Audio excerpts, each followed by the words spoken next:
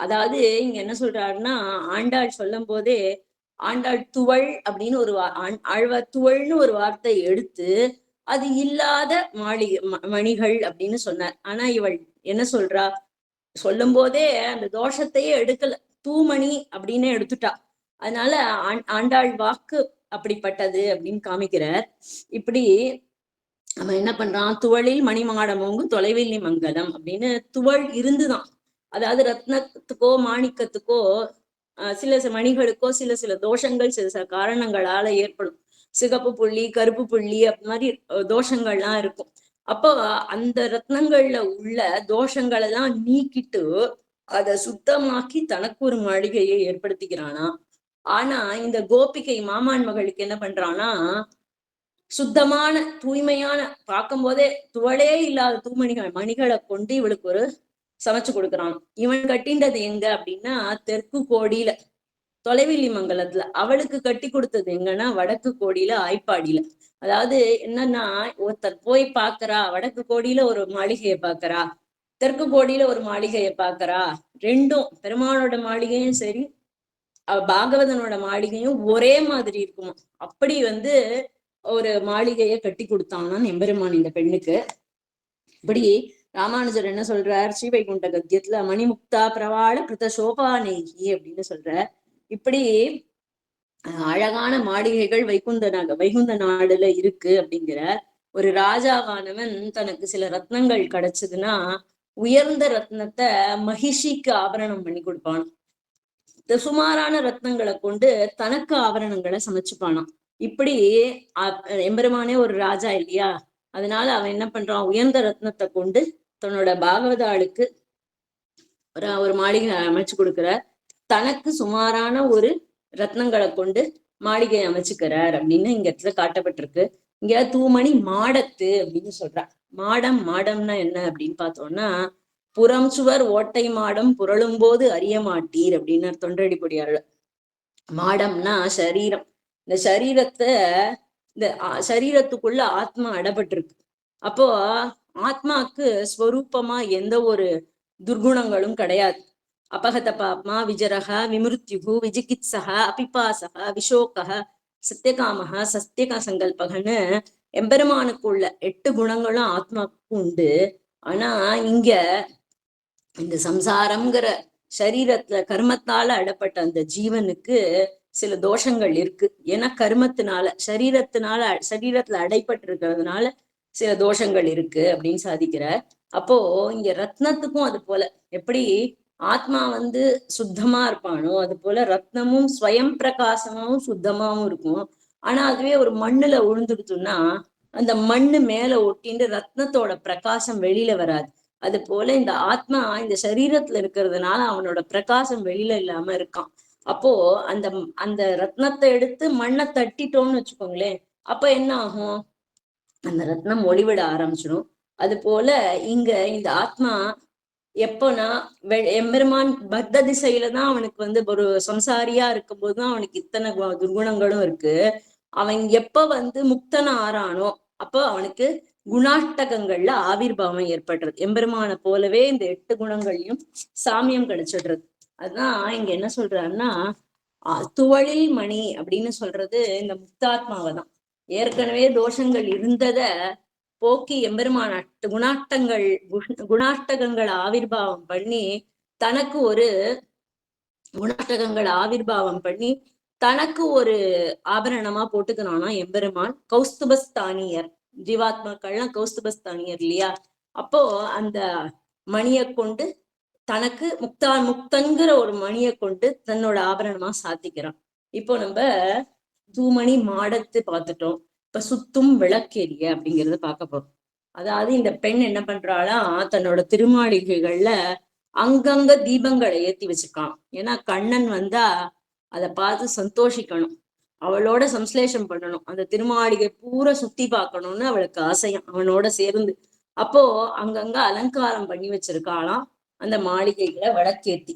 அப்போ அந்த விளக்கோட ஒளி அந்த ரத்னங்கள்ல பட்டு அப்படியே பிரதிபலிக்கிறதா அங்க இருக்கிற பொருள்கள்லாம் ஜுவலிக்கிறதா அந்த திருமாளிகையே. இந்த இடத்துல ராமதாசர் அப்படிங்கிறவர் பத்ராச்சலத்துல எழுந்தொள்ளி இருந்தார். அவர் ராமன் பக்தர், பல கீர்த்தனைகளை பாடியிருக்கார். அவர் தினமும் சாயங்காலம் ஸ்ரீமத் ராமாயணம் உபன்யாசம் பண்ணுவாராம். அப்போ ஒரு முறை என்ன ஆயிடுதா, சுந்தரகாண்டம் சாதிச்சுட்டு இருக்காராம். அப்போ அந்த லங்காபுரி வர்ணனம் வருதாம். லங்காபுரி எப்படி இருந்தது, ஏன்னா லங்கையும் ஐஸ்வர்யம் மிகுந்ததா இருக்குமா, அங்கேயும் இது மாதிரி ரத்ன மாளிகைகள்லாம் நிறைய இருக்குமா. அப்படி அந்த லங்காபுரிய வர்ணிச்சுட்டு இருக்கும் போது என்ன சொல்றார் அப்படின்னா, அங்க ஒரு ஹனுமான் வந்தார் லங்காபுரிக்கு. வரச்சு அங்க ஒரு வெள்ளப்பூவை பார்த்தார் அப்படின்னு சொல்லி சொல்றான். எங்க ராமாயணம் நடந்தாலும் நம்ம கேட்டிருக்கோம், எத்தனை எத்தனை ரகுநாத கீர்த்தனம் தத்திர தத்திர கிருத்த மஸ்த காஞ்சலிம் அப்படின்னு ஹனுமான் எழுந்தொள்ளி இருப்பாராம். இவர் சொல்றதை கேட்டு, ராமதாச சொல்றதை கேட்டு என்ன சொன்னாராம், ஹனுமான் உடனே பேசினாராம் ராமதாச கிட்ட. இல்லையே, நான் வெள்ளைப்பூவை பார்க்கலையே, சிகப்பு பூவை பார்த்தேனே அப்படின்னாராம். அப்போ ராமதாசர் சொன்னாராம், இல்ல இல்ல, இங்க வெள்ளை புஷ்பம் தான் இருந்தது அப்படின்னு இவ ரெண்டு பேரும் பேசிட்டு இருக்காள். அப்போ அந்த உபன்யாச கூட்டத்துல இருந்த ஒரு உபன்யாசகர் எழுந்து சொன்னாராம் ஹனுமாரை பார்த்து, இல்ல இல்ல, நீ பார்த்தது செவப்பு பூ இல்ல, வெள்ளைப்பூ தான் அப்படின்னு சொன்னாராம். அப்ப எதை வச்சு சொல்றீன்னு ஹனுமான் கேட்கிறான். இப்ப கம்பராமாயணத்துல இருந்து ஒண்ணு எடுத்து காமிக்கிற, நானாவித மணிப்பித்தி பத்தி காலின் தோன்றல் கரியனாய் வெளியனாய் செய்யனாய் அப்படின்னு கம்பர் சாதிச்சிருக்க. காலின் தோன்றல் அப்படின்னா, கால்னா வாயு, வாயு புத்திரனான ஹனுமான் அந்த லங்காபுரிக்கு போன உடனே அந்த ரத்னங்கள்ல பட்டு கரியனாவும் வெளியனாவும் செய்யனாவும் தெரிஞ்சான். கம்பர் எடுத்திருக்கார்.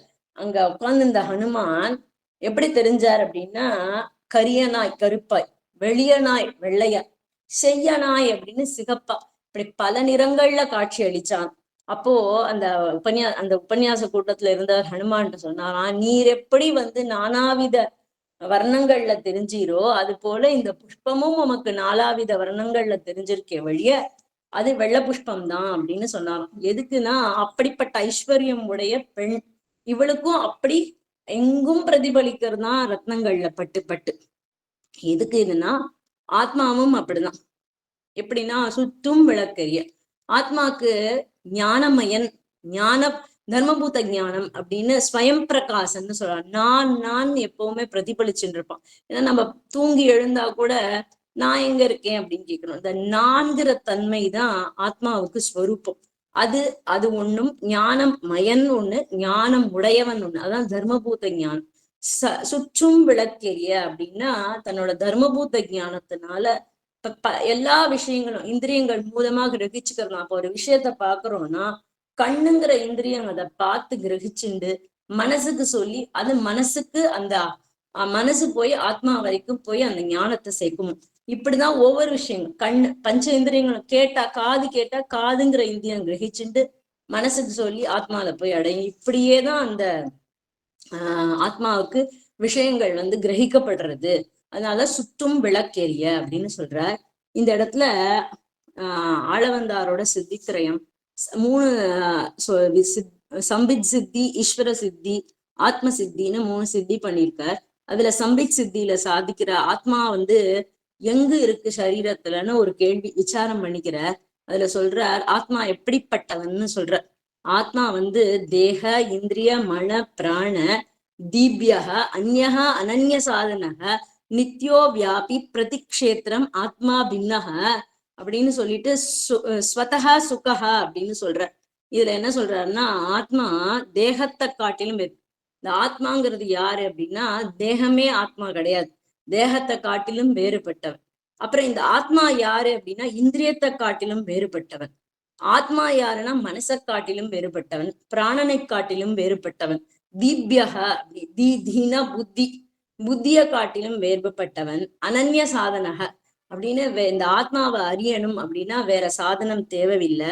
நித்யோ வியாபி, நித்தியமா இருக்கு, அழியவே மாட்டான் இந்த ஆத்மா.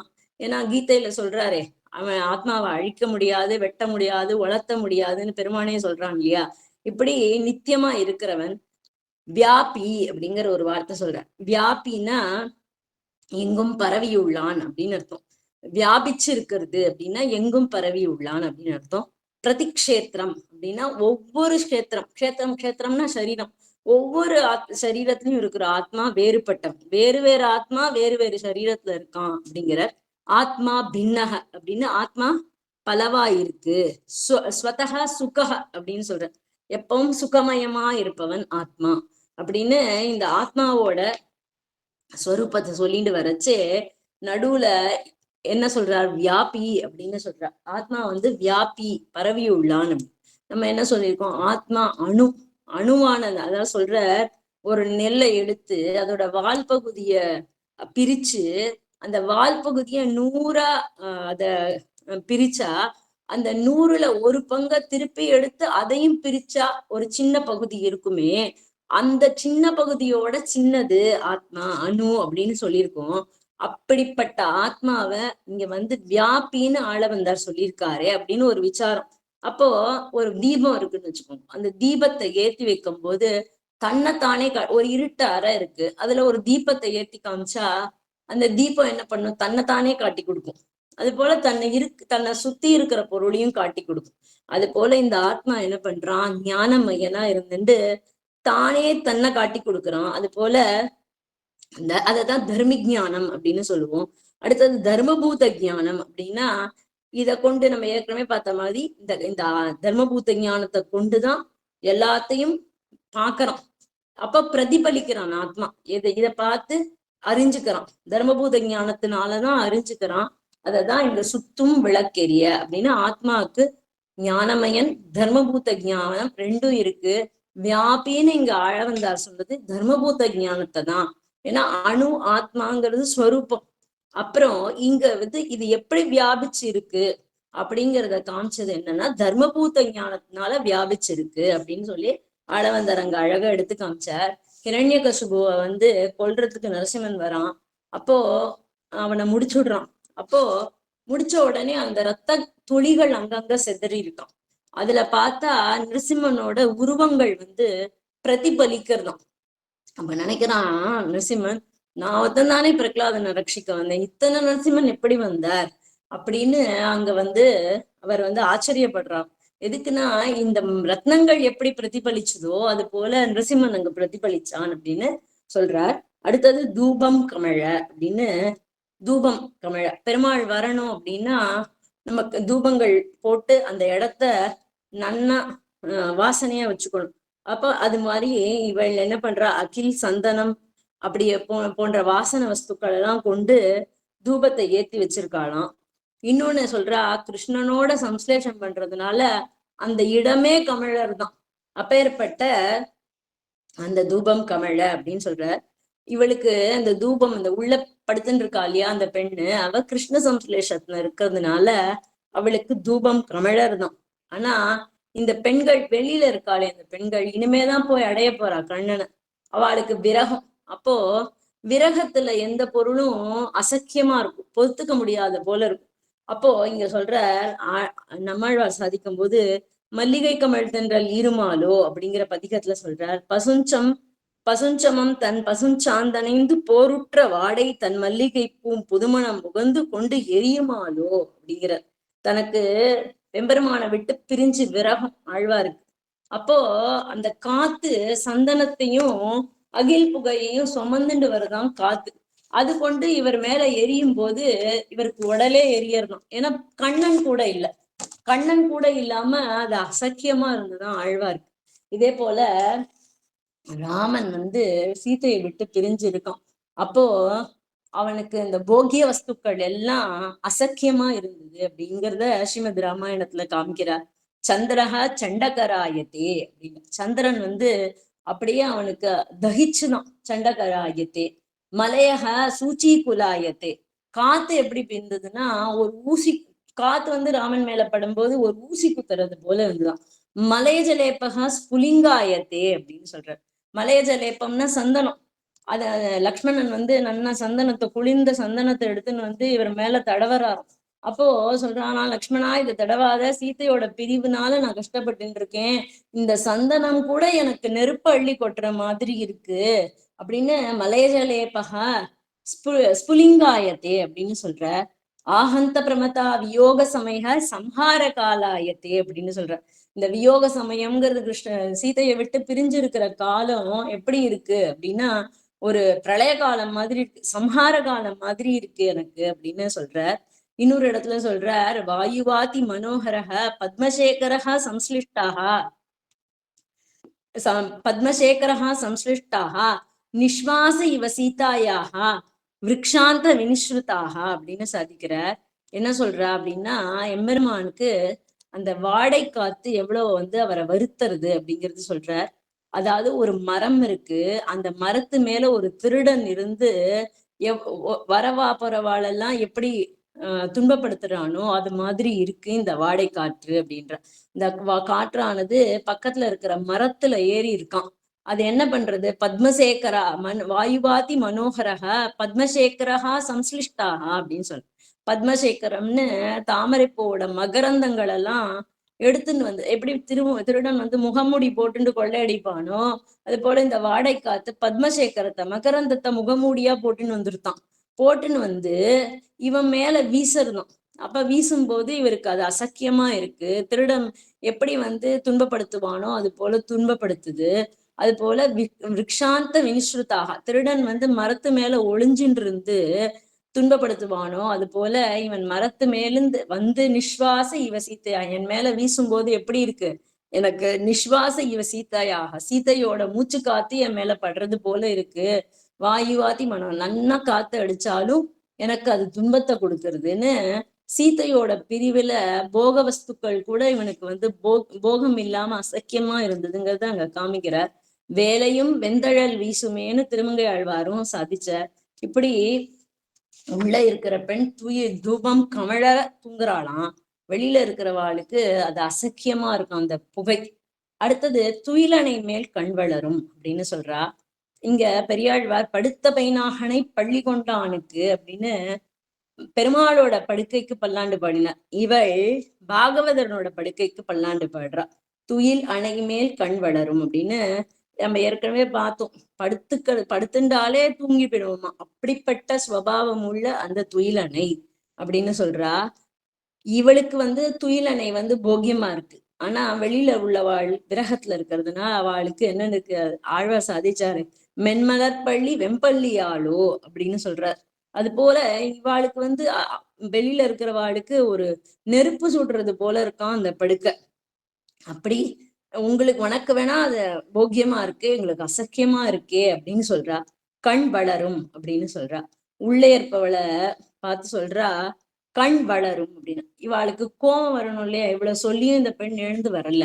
அப்பதான் கோபம் வரணும். ஆனா கோபம் வந்தாலும் அவளை தகாத வார்த்தைகள் கொண்டு பேசக்கூடாதுங்கிறதுனால தூங்குறியா, இன்னும் தூங்குறியா, எழுந்து வரலையான்னு கேட்காம துயிலணை மேல் கண் வளரும் அப்படின்னு சொல்ற. ஏன்னா பாகவதால உயர்ந்த வார்த்தைகளை கொண்டுதான் பேசணும் அப்படின்னு சொல்லப்பட்டிருக்கு.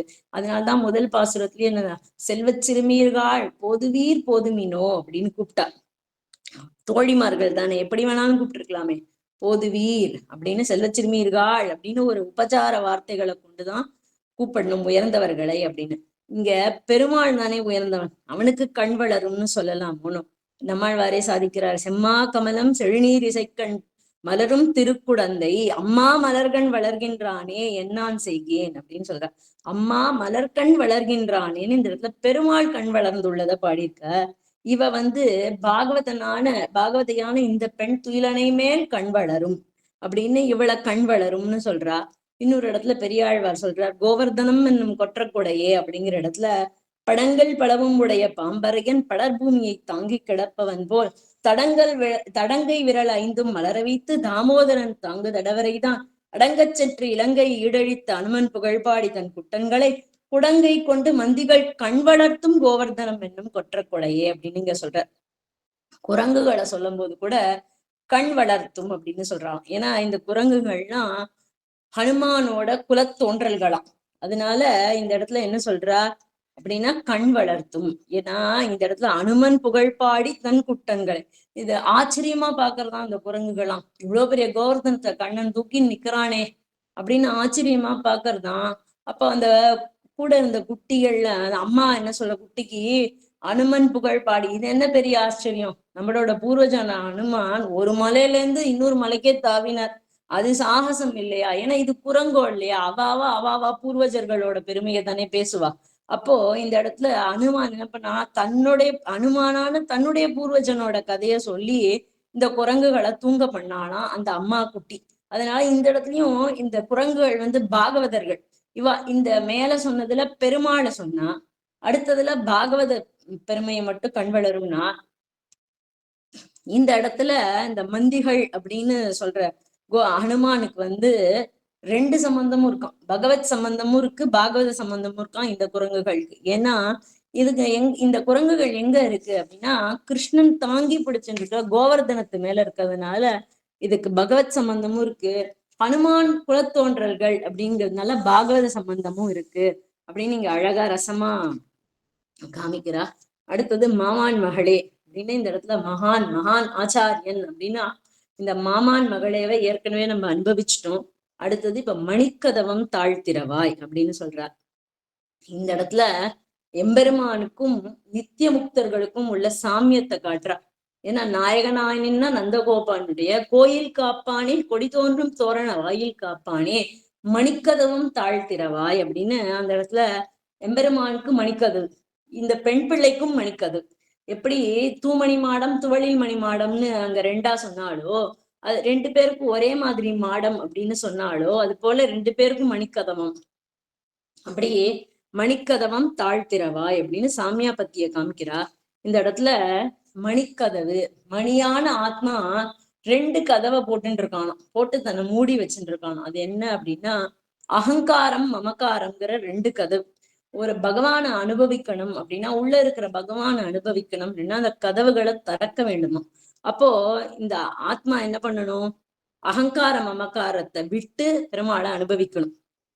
ஆத்மாவுக்கு ஸ்வரூபம் நம்ம ஏற்கனவே பார்த்தோம், சூக்ஷ்மமா இருக்கிறது, அனுபான் இருக்கிறது, நித்தியமா இருக்கிறது, அவ்வியக்தமா இருக்கிறது, புலப்படாம இந்திரியங்களுக்கு புலப்படாம இருக்கிறது, ஞானமயனா இருக்கிறது, ஞானம் உடையவனா இருக்கிறது, இதெல்லாம் ஆத்மாவுக்கு ஸ்வரூபமா இருக்கும்.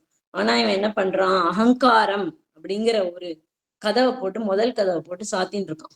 என்ன சொல்றான்னா இந்த இடத்துல அகங்காரம் அப்படின்னா என்னன்னா, நான் சுதந்திரன், தேகமே ஆத்மா அப்படின்னு இவன் இருக்கான். தேகம் வேற ஆத்மா வேறுன்னு தெரிஞ்சுக்காம தேகமே ஆத்மா அப்படின்னு இருக்கானா. அப்போ பெருமாள் சொல்றாலாம், உனக்கோ தேகாத்மா அபிமானம் போகல, அப்போ நீ ஒண்ணு பண்ணு, ஜெகத் சர்வம் சரீரம் தேன்னு ஸ்ரீமத் ராமாயணத்துல சொல்றார். ராமனை பார்த்து ஜெகத்தெல்லாம் உனக்கு சரீரம் அப்படின்னு, ஜெகத்துங்கிறதுல இந்த சித்து அச்சித்து எல்லாம் சேர்ந்து அவனுக்கு சரீரம்னு சொல்றா. இப்போ பெருமாள் சொல்றான்னா, தேகம் வேற ஆத்மா வேறன்னு நீ புரிஞ்சுக்கல இல்லையா, இது விட்டுட்டு இந்த ஜெகமே எனக்கு சரீரம்னு அதை நினைச்சுட்டாலே உன் அகங்காரம் போயிடுமே அப்படின்னு அதை நினைச்சு மாத்தி தெரிஞ்சுக்கோ அத அப்படின்னு சொல்லி அகங்காரம் போயிடும் அப்படின்னு சொல்ற. இந்த இடத்துல அழகா ஒரு பட்டரோட ஒரு அனுபவம்.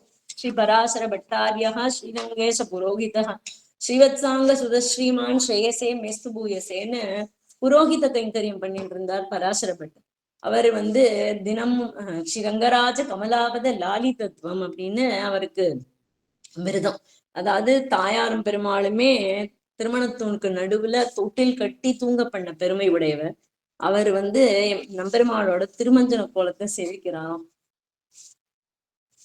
எம்பெருமான் கைலி சாத்திண்டு சிரசுல திருத்துழாய் மாலையை அணிஞ்சுண்டு ஈர வஸ்திரத்தோட நிக்கிறானா. அங்க ஒரு நெய் தீபம் ஏற்றப்பட்டிருக்கான். இந்த காட்சியை சேவிச்சு பெருமாளை சேவிக்கிறானா எம்பெருமான நம்பெருமாள. அப்போ அவர் மனசுல ஒரு எண்ணம் தோன்றது. அப்போ பெருமாள் ஏன் இப்படி நிக்கிறான், ஈரவஸ்திரத்தோட இருக்கானே அப்படின்னு பார்த்தா அங்க ஒரு சத்தியப்பிரமாணம் பண்ணி காட்டுறதா இவருக்கு தோன்றது. என்ன அப்படின்னா, நெய் தீபம் எரிய அந்த ஈரவஸ்திரத்தோட அந்த எம்பெருமான் அந்த கையில சாத்திண்டு துளசி மாலையும் சாத்தின்னு இருக்க, நான் தான் சர்வேஸ்வரன் அப்படிங்கறத காட்டுறதான் அது. அப்படிப்பட்ட அந்த அந்த ஒரு சேவையை செவிச்ச உடனே அவருக்கு மனசுல ஒரு உணர்வு தோன்றது. ஒரு ஜீவனும் ஒரு ஈஸ்வரனும் ஒரு சம்பாதம் பண்றான். துவம்மே ஹம்மே குதஸ்தத்து ததபி குத இதம் வேதமூல பிரமாணா ஏதச்ச அநாதி சித்தாத் அனுபவ விபவாத் தர்ஹி சாக்ரோச்ச ஏவ क्व आक्रोशकस्य गीतादिषु मम विदितः गोत्र साक्षी सुधीयस्यात् हन्तत्वत् पक्षपाती सा இது நிருக கலஹே மிருக்ய மத்தியஸ்துவம் அப்படின்னு ஒரு ஸ்லோகம் பட்டர் சாதிச்சிருக்கார். என்ன அப்படின்னா, இந்த ஜீவனுக்கும் பெருமாளும் சேவிக்கிறான். பெருமாள் இந்த ஜீவன் நிக்கிறத பார்த்துட்டு அந்த ஜீவனை பார்த்து சொல்றானா, துவம்மே அப்படின்னு சொல்றான். துவம்மே அப்படின்னா நீ என்னுடையவன், எனக்கு சொத்து அப்படின்னு சொல்றான். அதுக்கு பதிலுக்கு என்ன சொல்லணும் அந்த ஜீவன்? ஒருத்தன் நீ திருடன் அப்படின்னு சொன்னா அவன் என்ன பண்ணுவான்? திருப்பியும் நீதான் திருடன் அப்படின்னு சொல்லுவான்.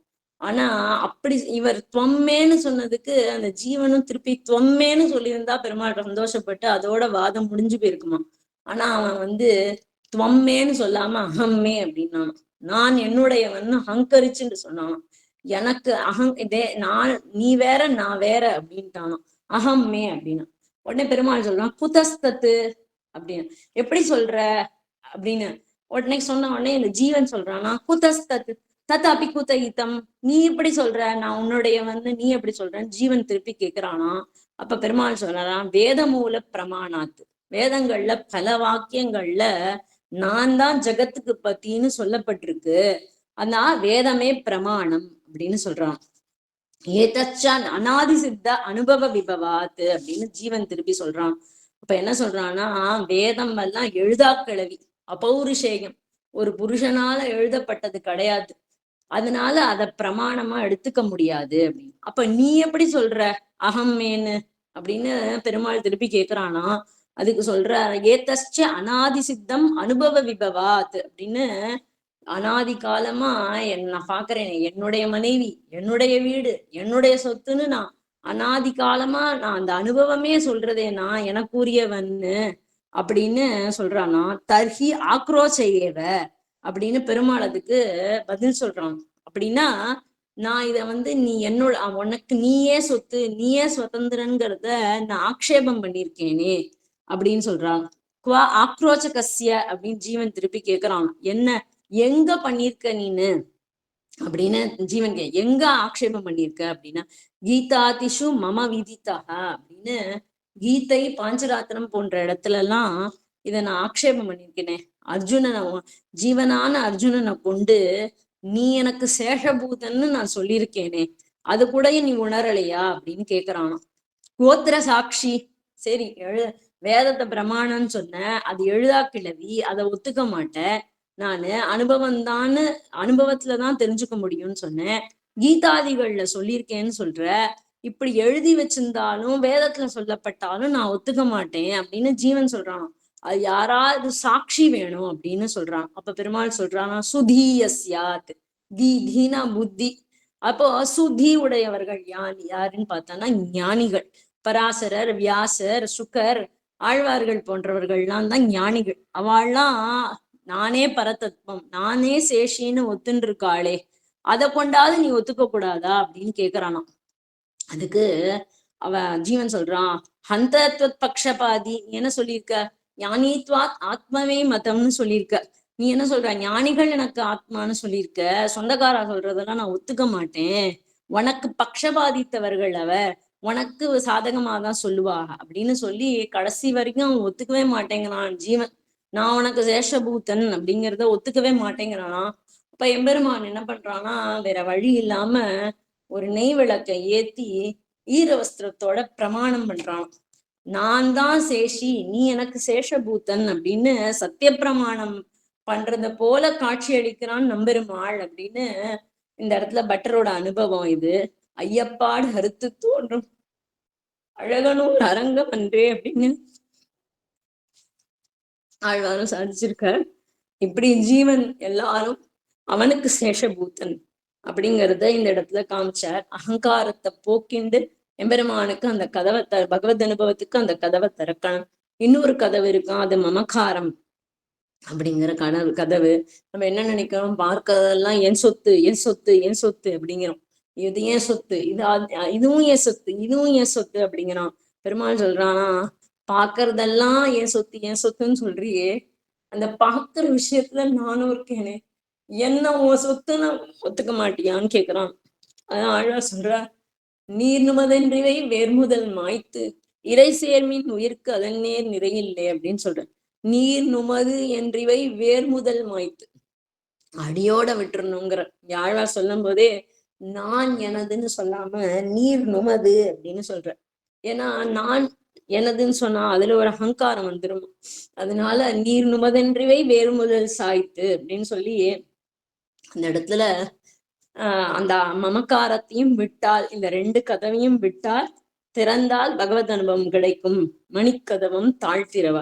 அப்போ இவ அவ்வளவு நன்னா பேசுறாளே, அப்ப அந்த உள்ள இருக்கிற பெண் சொல்றாளாம், தாழ்த்திரவாய் நீங்களே திறந்துன்னு வாங்கோ அப்படின்னு சொல்றாளாம். அப்ப அந்த வெளியில இருக்கிற பெண்கள் சொல்றாளாம், தாழம் எங்களால திறக்க ஒண்ணாது. ஏன்னா அது மணிக்கதவம், மணிகளால அலங்கரிக்கப்பட்ட அந்த கதவு, அந்த கதவோட சோபை அழகுல ஈடுபட்டு எங்களால திறக்க போகாது. நீயே கதவை திறந்து விடு அப்படின்னு கேக்குறாளாம். இப்ப கதவை திறக்கணும் அப்படின்னா அந்த அகங்காரம் மமக்காரம்ங்கிற கதவை எப்படி திறக்கிறது அப்படின்னா ஒரு ஆச்சாரிய உபதேசத்தினால திறக்கணும். ஒரு சதாச்சாரியன் உபதேசித்து இந்த ஜீவனுக்கு அகங்கார மமக்காரத்தை போக்கி அவனோட கதவை திறந்து விட்டான் அப்படின்னா பகவத் அனுபவம் கிட்டும் அப்படிங்கிறதுதான் இங்க இடத்துல காட்டப்பட்டது. இந்த இடத்துல ஏற்கனவே நம்ம பார்த்தோம், மாமான் அப்படிங்கிறது ஆச்சாரியன் எழுப்புறதா. இந்த இடத்துல அடுத்தது இவர் கதவை திறந்து விடணும்னு சொன்ன உடனே அவள் நீயே கதவை திறந்துக்கோ அப்படின்னு சொல்றா. இவள் எங்களால் திறக்க போக முடியாது, நீதான் திறக்கணும்னு சொல்றா. அப்பவும் அவ எழுந்து வரலையாம். அப்போ உடனே மாமீர் அவளை எழுப்பீரோ அப்படிங்கிறான். மாமியே நீ எழுந்துரு அப்படின்னு. இந்த இடத்துல மாமீர் அப்படின்னு சொன்னது யாரு அப்படின்னா பிராச்சாரியன். பிராச்சாரியனை கொண்டு அந்த பிராச்சாரியன் கிட்ட பிரார்த்தித்து இந்த பெண்ணை எழுப்பக்கூடாதா அப்படின்னு இந்த இடத்துல மாமீர் அப்படிங்கிறது பிராச்சாரியனை சொல்றது. இப்படி மாமீரான பிராச்சாரியன் சொல்லியும் அந்த பெண் எழுந்து வரலையாம். இப்போ இவாளுக்கு பிரணய ரோஷம் ஏற்படுறதும் இந்த பெண்கிட்ட இப்படி இவ்வளவு சொல்லியும் இந்த பெண் எழுந்து வரலையே அப்படின்னு ஊமையோ அன்றி செவிடோ அனந்தலோ ஏம பெருந்துயில் மந்திரப்பட்டாளோ அப்படின்னு எல்லாம் கேக்குறான். நாரத பக்தி சூத்திரத்துல பக்தி யோகம் பண்றவன் உபாசகனோட அடையாளங்கள்லாம் சொல்ற இடத்துல ஸ்தப்தோ பவ முக்கோ பவ பதிரோ பவ ஆத்மாராமோ பவன்னு பக்தி யோக நிஷ்டனை சொல்லிட்டு இருக்கான். எம்பெருமான அனுபவிக்கிற பக்தி யோகன் உபாசகன் எப்படி இருக்கான் அப்படின்னா வெளியில இருக்கிற எல்லா இந்திரியங்கள் மூலமா வர எல்லா விஷயங்களையும் காவல்ல வச்சுடுவான். எதையும் பேச மாட்டான், எதையும் கேட்க மாட்டான், எதையும் பார்க்க மாட்டான். எம்பெருமான் ஒருத்தனையே தைலத்தாராவது அவிச்சின்ன ரூப ஸ்மிருதி சந்தான ரூபம்னு சொல்றா. ஒரு தைலத்தை கொட்டினா அதோட ஒழுக்கு எப்படி நேரா விழுமோ அது போல இந்த எம்பெருமான ஜலத்தை கொட்டினா செதறும்.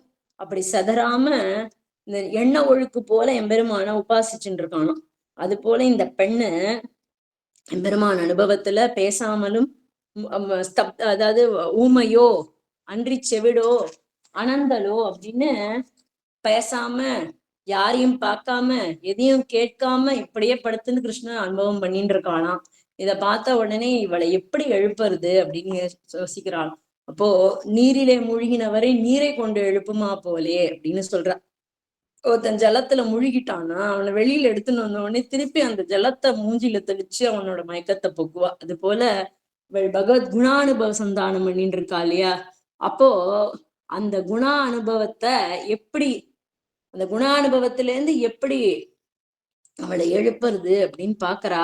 அப்ப எம்பெருமானோட நாமத்தை நீரை நீரை மூழ்கினவரை நீரைட்டு எழுப்புமா போலே குணானுபவம் பண்ணிட்டு இருக்கவர்களுக்கு எம்பெருமான் திருநாமத்தை இட்டுதான் எழுப்பணும் அப்படின்னா பகவத் குண தர்ப்பணம் அப்படின்னு தான் சிவராசிர பட்டர் சாதிச்சிருக்கார்.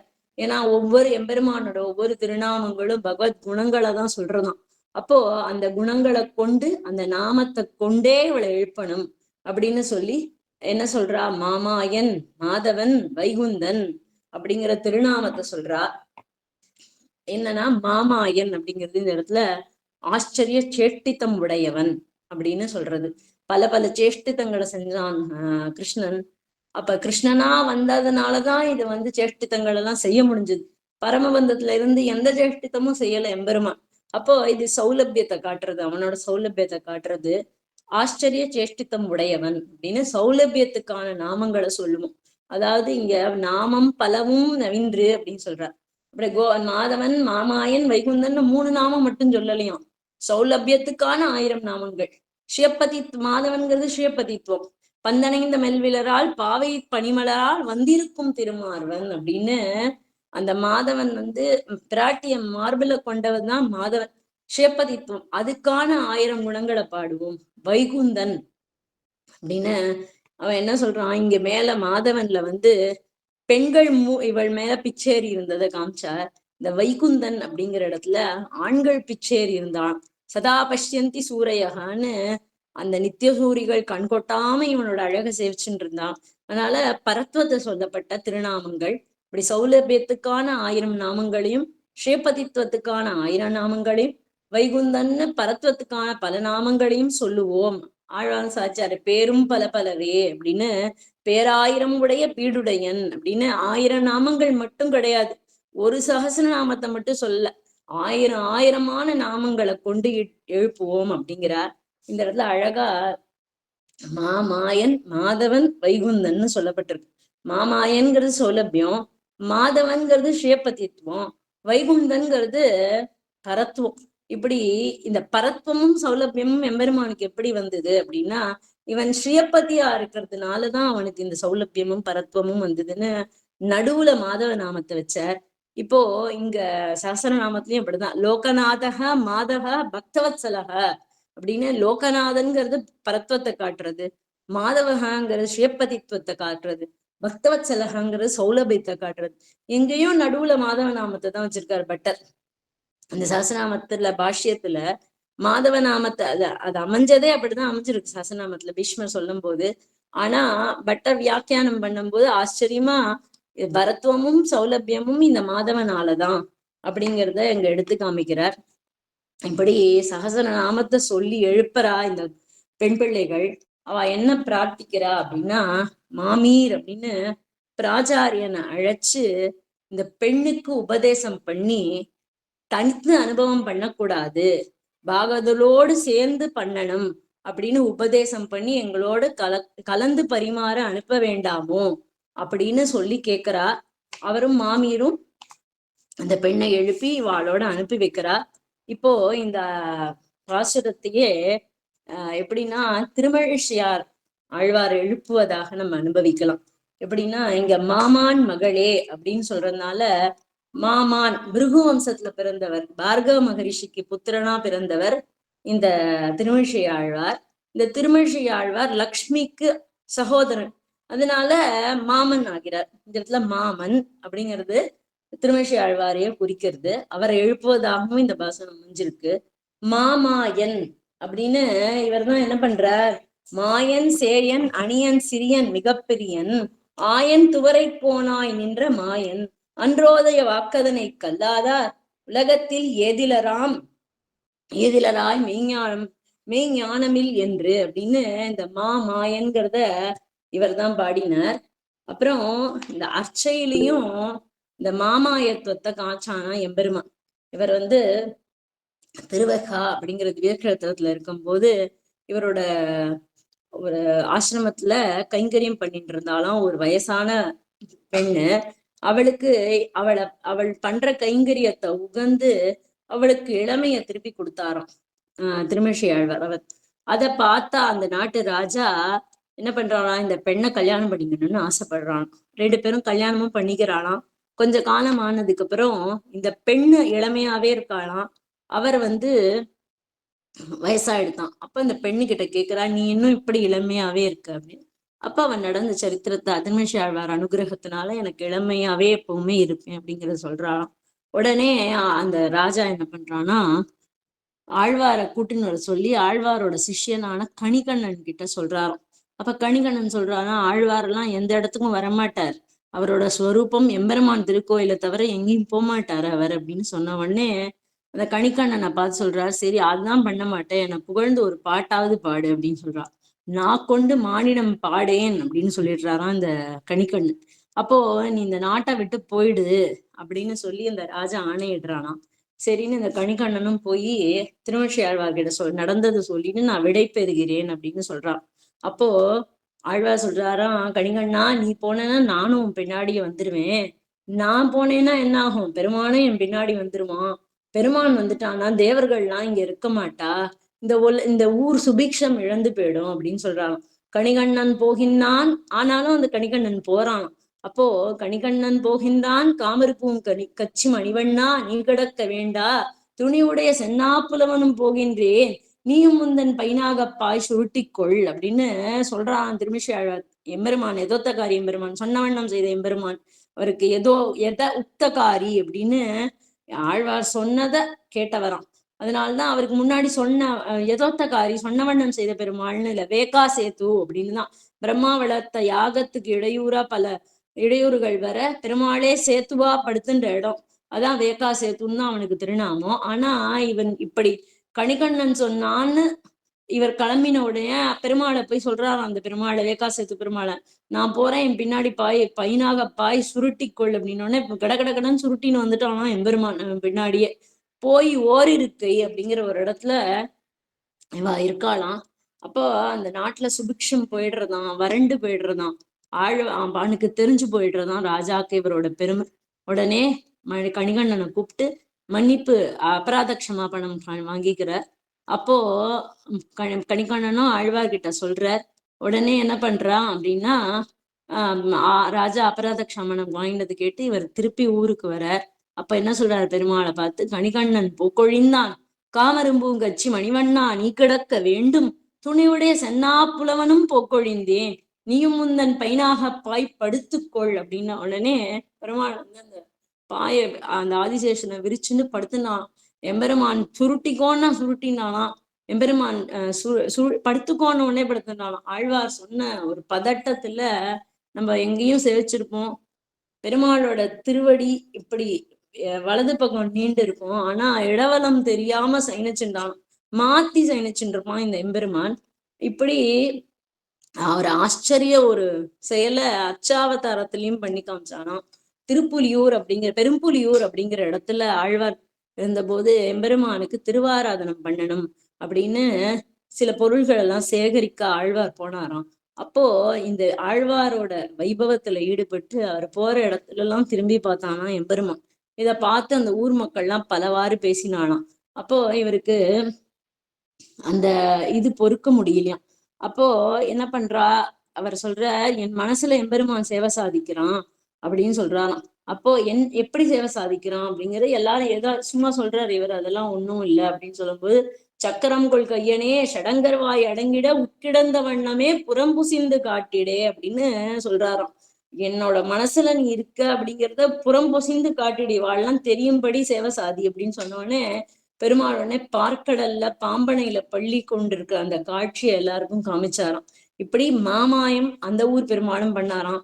மேல குழந்தைக்கு எழுந்துள்ளாராம். அங்க பெருமாளை பார்த்து சொல்றாராம், நடந்த கால்கள் நொந்தவோ நெடுங்கஞால மேனமாய் இழந்தமை குலுங்கவோ விலங்குமால் வரைச்சுரம் கடந்த கால் பரந்த காவிரிக்கரை குழந்தையுள் கிடந்தவாறு எழுந்திருந்து பேசுவாள் கேசனே அப்படின்னு இந்த இடத்துல குழந்தையில இருக்கிற எம்பெருமானை பார்த்து எழுந்திரு அப்படின்னா, உடனே பெருமாள் எழுந்துக்க போனானா, வாழி வாழி அப்படின்னா, வேண்டாம் வேண்டாம் படுத்துக்கோ அப்படின்னா. அதனாலதான் இன்னைக்கு உத்தான சயனத்துல பாதி எழுந்தும் பாதி எழுந்துக்காத நிலையிலையும் எம்பெருமான் சேவை சாதிக்கிறான் குழந்தையில.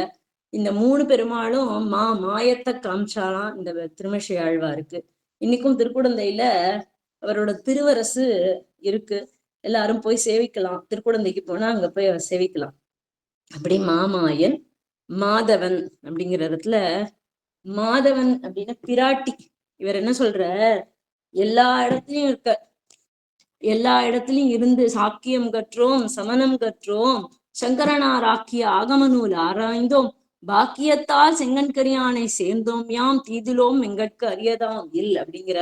அதாவது எல்லா மதங்களையும் இருந்துட்டு கடைசியா என்ன பண்றார், ஸ்ரீமன் நாராயணனே பரம்பொருள் அப்படின்னு தெரிஞ்சுட்டு வைஷ்ணவ பாக்கியத்தால் செங்கட்கரியானை சேர்ந்தோம் அப்படிங்கிறார். பாக்கிய வசத்தால எனக்கு செங்கன்கரியானோட அருள் கிடைச்சது, நான் இப்படி திருந்தி வந்தேன். பேயாழ்வாரால திருத்தப்பட்ட அவர் என்ன சொல்ற, இனியறிந்தேன் ஈசர்க்கும் நான்முறைக்கும் தெய்வம், இனியறிந்தேன் எம்பெருமான் உன்னை, இனியறிந்தேன் காரணன் நீ கற்றவை நீ கற்பவை நீ நற்கிரிசை நாரணன் நீ நன்கறிந்தேன் நான் அப்படின்னு சொல்ற. நான்முகனை நாராயணன் படைத்தான், நான்முகனும் தான்முகனாய் சங்கரனை தான் படைத்தான் அப்படின்னு இப்படி திருவில்லா தேவரை தேவேன் மின் தேவு அப்படின்னு திருவுடைய தேவரே தேவனாவான் அப்படிங்கிறதெல்லாம் காமிச்சார். அதனால மாதவன்கிறது இவரை எழுப்புறதுக்கான ஒரு அடையாளமா சொல்லவும். அடுத்தது வைகுந்தன் அப்படிங்கிற இடத்துல எம்பெருமான் வைகுந்தநாதன் அப்படிங்கிறது இவர் பிருகு குலத்துல அவதரிச்சாரு இல்லையா. பிருகு என்ன பண்ணாருன்னா 3 தேவர்கள்ல யார் சத்வகுணந்த நிறைந்த தேவர் அப்படிங்கிறத பார்க்க போனார். அப்போ அந்த அந்த 3 பெருமாளையும் 3 தேவர்களையும் போய் பார்க்கும்போது எம்பெருமான் ஒருத்தந்தான் சத்வகுணம் நிறைஞ்சவர் அப்படிங்கிறத எடுத்து காமிச்சார். அந்த வைகுந்தநாதனே சத்வகுணம் உடையவர். இவருக்கு அக்ஷபாதர் அப்படிங்கிறது ஒரு திருநாமம் உண்டு. எப்படி சிவனுக்கு 3 கண், அப்போ அவருக்கு 3வது கண் இருக்கோ அது போல இவருக்கு பிருகுக்கும் காலில ஒரு கண் இருக்கு. இவருக்கு அக்ஷபாதர் அப்படின்னு அவருக்கும் கண் இருக்கு. எப்படி பிருகுக்கு கால்ல கண் அந்த எம்பெருமானை எட்டி உதைக்கும் போது அந்த கண்ணை மூடி விட்டுறாரு அவர். அப்போ அந்த அகங்காரம்ங்கிறத போக்கிடுற. அப்படிப்பட்ட அந்த வைகுந்தநாதன் சத்வகுணத்தை எடுத்து காட்டின வம்சத்துல தோன்றினதுனால இவரை இந்த இடத்துல இவருக்கு இது பொருந்தும்படி இருக்கு.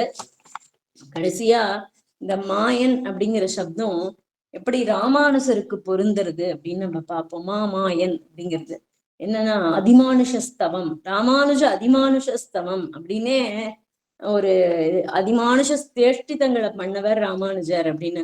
இருப்பிடம் வைகுந்தம் வேங்கடம் மாலி நஞ்சோலை என்னும் பொறுப்பிடம் மாயனுக்கென்பர் நல்லோர் அவை நம்மொடும் இருப்பிடம் மாயன் ராமானுசன் மனத்து இன்று அவன் இருப்பிடம் எந்த இதயத்துள்ளே தனக்கின் புறவே அப்படின்னு இந்த இடத்துல மாயன் ராமானுசன் அப்படின்னு மாயனாவே சொல்லியிருக்கார். மேல்கோட்டையில 1000 சமண சந்நியாசிகள் வாதத்துக்கு அழைக்கிறா. 1000 பேர் நின்றுட்டு கேள்வி கேட்கிறா. இவர் ஒருத்தர் ராமானுஷர் தரைய போட்டு 1000 சமண சந்நியாசிகளுக்கும் ஒரே சமயத்துல கேள்வி கேட்கும் போது எல்லாருக்கும் ஒரே சமயத்துல பதில் கொடுக்கிற ஆதிசேஷ ரூபத்தை எடுத்துட்டு அங்கேயே ஆதிசேஷ ரூபத்துலதான் சேவை சாதிப்பார் ராமானுஜர். அப்படி 1000 சன்னியாசிகளுக்கும் ஒரே சமயத்துல பதில் கொடுத்தாலாம். அதுவே அவர் பண்ண ஒரு மாயம். அடுத்தது மாதவன் அப்படிங்கிற இடத்துல தவம் தவம்னா பெரிய தவம் உடையவன். என்ன தவம் உடையவன்னா பிரபத்திங்கிற தவத்தை உடையவன் அப்படின்னு காமிக்கிறா. நம்பெருமாள் தாயார் 2 பேரோட சேர்த்திலையும் பிரபத்தி அப்படிங்கிற ஒரு அனுஷ்டானத்தை பண்ணி காமிச்ச. அதனால இவரை மாதவன் அப்படின்னு சொல்லலாம். அடுத்தது வைகுந்தன் அப்படின்னா இவர் எப்படி வைகுந்தன் ஆறார் அப்படின்னா விஷ்ணுலோக மணிமண்டப மார்கதாயி அப்படின்னு நம்பெருமாள் என்ன பண்றாராம், இவரை பார்த்து உபய விபூதிக்கும் உடையவர் நீரே அப்படின்னு சொல்றாராம். உன் சொத்து நீ யார் பார்த்து உனக்கு மோட்சம் கொடுக்கணும்னு சொல்றியோ அவளுக்கு கொடுக்கலான்னு நம்பெருமாள் இவருக்கு சொல்றாராம். அதுதான் உன்னின்று உயிர்கட்கு உற்றனவே செய்து அவருக்கு உயவே பண்ணும் பரணும் பரிவினலாம் படி பல்லுயிர்க்கும் விண்ணின் தலை நின்று விடளிப்பான் எம் ராமானுஜன் மண்ணின் தலை துதித்துன்னு அமுதனால் சாதித்த. இப்படி ராமானுஜ சம்பந்தத்தாலேயே மோட்சம் உண்டு அப்படிங்கிறதையே காட்டி கொடுத்ததுனால இவரை வைகுந்தன் அப்படின்னு சொல்லலாம். இந்த பாசுரத்துல எம்பெருமானார் பரமாவும் ராமானுஜர் பரமாவும் அனுபவிச்சோம். மேல இதுல பாடப்பட்ட திவ்யதேசம் என்ன அப்படின்னா கடிகை அப்படின்னு சொல்ற சோழசிம்மபுரம் அப்படிங்கிறதுதான். கடிகை அப்படிங்கிறது அந்த சோழசிம்மபுரத்தை பாடும்போது மறையாய் விரிந்த விளக்கை அப்படின்னு இங்க என்ன சொல்றார், தூமணி மாடத்து சுட்டும் விளக்கிய ஆச்சாரியர்கள்லாம் குன்றிலிட்ட விளக்கு அப்படின்னு சொல்ல, குடத்திலிட்ட விளக்கு குன்றிலிட்ட விளக்கு அப்படின்லாம் சொல்லும்போது குன்றிலிட்ட விளக்கா இந்த எம்பெருமான் இருக்கானோ. அதனால குன்றில விளக்கு ஏத்தி வச்சா அது எப்படி பிரகாசத்தை கொடுக்கும் சுத்தி இருக்கிற இடத்துக்கெல்லாம். அது போல இந்த எம்பெருமானும் அந்த சோழசிம்மபுரத்துல எழுந்து எழுதியிருக்கானா. அதனால இந்த பாசுரம் இந்த திருக்கடிகை திவ்யதேசத்தை குறிக்கிறதா நிர்வாகம் பண்ணியிருக்கா. இப்படி கடிகை தடங்குன்றின் மிசையிருந்த மறையாயிருந்த விளக்கை அப்படின்னு ஆழ்வார் மங்களாசாசனம் பண்ணியிருக்கார். அடியன் வந்த மதிக்கு ஏற்ற அளவுக்கு இந்த பாசுரத்தோட அர்த்தங்களை ராமானுஜ முனி அவளோட ஒரு நியமனத்தினால இதை சொன்னேன். அபராதங்களை க்ஷமிக்க பிரார்த்திக்கிறேன். சதமக மணிநீலா சாது கல்ஹார ஹஸ்தா ಸ್ತನವರನ್ ನಮಿತಾಂಗಿ ಸಾಂದ್ರ ವಾತ್ಸಲ್ಯ ಸಿಂಧು ಅಲಗ ವಿನಿಗಿದಾಭಿ ಷಡ್ಭಿರಾ ಕೃಷ್ಣನಾಥ ವಿಲಸದು ಹೃದಿಕೋದಾ ವಿಷ್ಣು ಚಿತ್ತಾತ್ಮಜಾನಃ. ಶ್ರೀಮತೇ ರಾಮಾನುಜಾಯ ನಮಃ. ஆச்சாரியன் திருவடிகளே சரணம்.